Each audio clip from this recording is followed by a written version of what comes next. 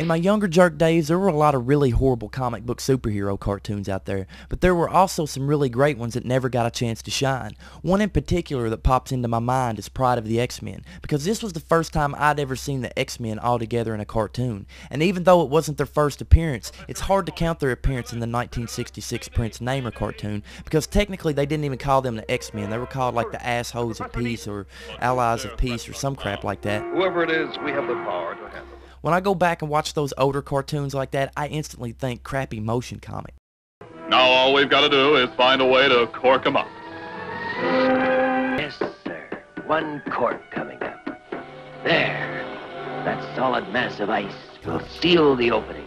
And then there's Spider-Man and his amazing friends, which I guess is some kind of X-Men cartoon, because we all know or should know that Firestar and Iceman were former members of the X-Men, but Spider-Man was just like a web-slinging dude that just went... Big hurry! We're going to an X-Men reunion. And Professor X doesn't like us to be late. Wait, why am I talking about Spider-Man and his amazing friends? Try wading through this.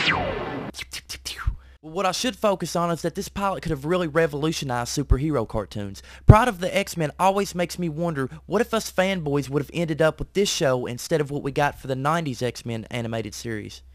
Looking back, I think what really got me attracted to this show was the obnoxious fucking theme song that's always getting stuck in my head. X-Men,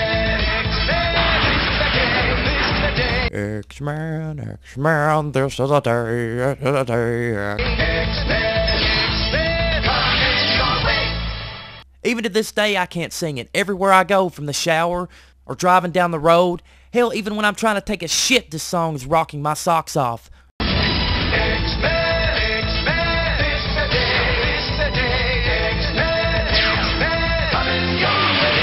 One thing that pisses me off is that every time I think of that damn theme song, I remember that shitty fucking intro sequence at the beginning. It's one of those where the entire episode was compacted into a 30-second opener. Hell, even the 90s intro sequence added a little bit more mystery than that. And well, you can go back and look at the Japanese version and it's just a bunch of lies. Their whole entire opening sequence is shit that I've never seen in the entire X-Men series at all, not even in the comic books.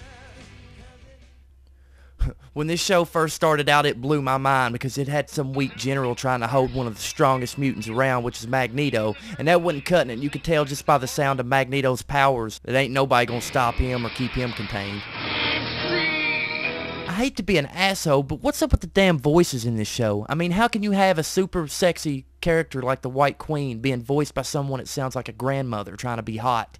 Men are so helpless against the mental powers of the White Queen. Yeah, you heard me right. Just listening to the sound of her voice makes me wonder what the hell is going on. And that's not even the half of it. It's like Kitty Pryde, who has one of the most obnoxiously whiny voices ever. It's just like you want to tell her, shut the hell up! Hello? Is anyone here? And alas, there's Professor X, who's always sounding like he's holding a big turd in. Kitty Pryde, I am Professor X. I have a turd in my bum. I also find it funny that Kitty Pryde is a new member to the Xavier Institute, but why is he showing her all the secrets to the X-Men and letting her completely destroy the Danger Room and not even doing anything but patting her on the back? Good job. But anywho, what was I saying? Oh yeah, the rest of the team. Well, of course you can't have the X-Men without Cyclops, who kind of sounds a lot like Bruce Banner from the 1980s Incredible Hulk. Sure thing, Professor. I know, Betty. I know. And then there's Colossus, who's pretty badass in this series, and I can honestly say I like him a lot better in this series than I did in the 90s X-Men series. You Americans are all crazy. Then we have Nightcrawler, who used to be one of my favorite characters, all disappearing and stuff. And not as stupid as the one from the X-Men Evolution, all morphing out and in high school and stuff. Come on, you know it's stupid. And then there's Storm. What can you say about Storm? She's always awesome. Unless we're talking about X-Men 3, which we aren't. But then here comes one of the most putrid messes in the whole history of Wolverine, and I'm not talking about Wolverine Origins. I'm talking about the voice of this character. Welcome her. Wait, she's not joining the X-Men, is she? She's just a kid. Sure, there's some stupid things that I could say about his voice, but for the love of God, whose idea was it to take his voice and turn it Australian? Hey, back off! Just don't want to have to witness some... I mean, sure, Crocodile Dundee was pretty cool and kick-ass back in the 80s, but it wasn't badass enough to be voicing Wolverine. Yeah, sure, kid. There you go. And your wallet. Nick, give him your wallet. What for? He's got a knife. That's not a knife. That's a knife. It wasn't until my later jerk years that this horrible Wolverine would come back to haunt me when I caught a glimpse of the Wolverine that was on Spider-Man and His Amazing Friends. This is our other new member, Wolverine. How you doing? Want a piece of fruit? Yeah, that's right. In one episode of that piss-poor Spider-Man series, there was an Australian-voiced Wolverine that showed up. Now it's my turn! But Wolverine's voice completely changed my outlook on the character. He went from being one of my favorite characters as a kid to being one of the most hated characters that I knew. Like, it's just because every comic book that I would read, I would hear his accent. I mean, seriously, an Australian accent?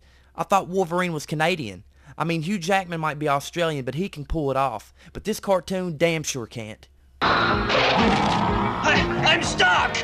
Anyways, let's forget about Wolverine for a second for a more ignorable member of the X-Men. The damn Dazzler. Honestly, who in the hell cares about the Dazzler? I felt like they just threw her in because of that stupid Jim and the Holograms show. If I wanted to watch Jim and the Holograms, I would have just watched it and not the X-Men. There were so many great characters that they could have included, but they added her? Come on, the fucking Dazzler? Well, anyways, back to the damn show. Magneto and Juggernaut bust into the mansion trying to steal Cerebro like they always do in typical comic book fashion. And the X-Men are out stopping the Blob and Pyro from killing a family, so they can't really be at the mansion. But what concerns me is that Magneto easily defeats Kitty Pryde by having magic wires come out of the wall. And she just phases out, but yet Cerebro doesn't fade with her. Psh, ain't that typical? So when the X-Men return, they find Professor X crushed under some rocks and Kitty Pryde's laying in the library getting bitched out by Australian Wolverine again. Get with it! The X-Men don't have room for whiny brats! So the team head back out to take Magneto on and I guess blow up Asteroid M or something. I guess Cerebro has the power to control comets too, so Magneto's using the comet to shoot it towards Earth. This leads to some of the weakest versus battles I have ever seen. Stop them! So the first not-so-epic battle that we got going on is Pyro versus the Dazzler, which is basically her throwing music notes at him or sparkles or glitter or something. I never really paid attention to the show Jim and the Holograms, so I don't know what the hell her powers are. Who gives a shit about the Dazzler? The next most epically weak battle was between Australian Wolverine and Toad, which if you blink, you might actually miss it. What confuses me is he just traps Toad in a damn wall after calling him a dingo. Don't worry about us, dingo. I'll make sure we can. Ah! Yes, Wolverine called Toad a dingo. Dingo, dingo, dingo, dingo, dingo. But what really made no sense to me was that Wolverine just stands there. After Toad's already trapped, he should be running along with the rest of the X-Men, but the X-Men just run off and leave him. One of the most powerful mutants that they can have on their team, they just leave him.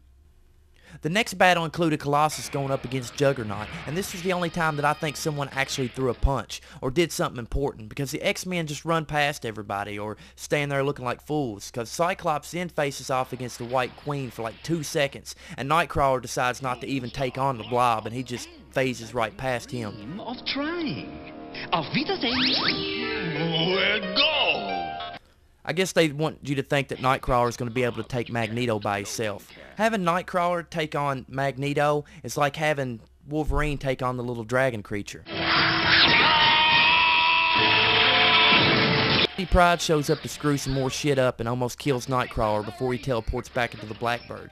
But what I couldn't get over is that Professor X has a psychic link with Nightcrawler and he's communicating with him outside, but yet he tells the whole team that Nightcrawler is dead. He's gone. Xavier knew damn well that him teleporting is not just going to break the telepathic link. You're not dead after all, no? I would hope not. But anyways, another thing that bothers me is the last thing that was said on the cartoon was Wolverine purring like a fucking kitten. Yes, a fucking kitten. The kid got lucky. The don't make her an X-Man. Looking back at this series, I really wish they would have turned it into a full series, because it wasn't a terrible pilot, and there are far worse things to happen to cartoons, especially the X-Men, like that awful X-Men evolution crap that they spat out all over your toilet seat. But it also reminds me that this pilot should also go down as one of the good series that got canceled before its time, kind of like the first season of Wolverine and the X-Men, which was perhaps one of the greatest shows that they put on, but I won't go into that. Looking back at the comics, I still can't understand this pilot's choice of characters. Like, Kitty Pryde's first appearance was in Uncanny X-Men issue 129, while the Dazzler's was in issue 130. I don't think the Dazzler was even an official member of the X-Men before Kitty Pryde was. I just hate to say it, but the Dazzler is nothing more than a Gene Simmons Kiss groupie ripoff promotion or something that Marvel was trying to pull off. So it doesn't make sense that they chose the Dazzler as a character instead of getting somebody like Angel, who was actually a part of the team back when Kitty Pryde became a member of the X-Men, because Angel was the bomb. Hell, I don't know. I could bitch about this pilot forever and it would get me nowhere. I just wish that they would have chose to use Angel instead of the Dazzler, because the Dazzler just sucks. They could have used Jean Grey if she didn't die in Uncanny X-Men issue 137. It's best just to give credit where credit is due. This could have been one great series if they just would have made a few more episodes, because the animation was flawlessly awesome. And, you know, if they didn't make an Australian Wolverine... Hold it, bullet head. You'll have to go through us first. Dingo, dingo, dingo. Shame on you, Marvel. But hey, anything Stan Lee's voice in the beginning and end is alright in my book. But whatever the challenge, whatever the peril, the X-Men will be there. Look, now if I could only get him to narrate me taking a dump. Welcome. This is Stan Lee of Marvel Comics warning you to look around you.